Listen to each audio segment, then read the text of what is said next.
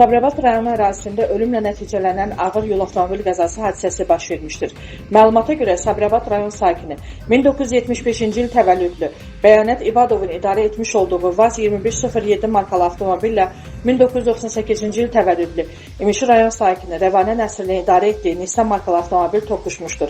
VAZ 2107 markalı avtomobilin sürücüsü hadisə yerinə dünyasını dəyişmiş, onun sərnişini Sabirabad rayon sakini 1987-ci il təvəllüdlü Arif Paşayev, Nissan avtomobilinin sürücüsü, onun övladı 2016-cı il təvəllüdlü Nəsirli və 1991-ci il təvəllüdlü Ülviyə Azadova müxtəlif dərəcəli bəzən xəsarətləri almışlar.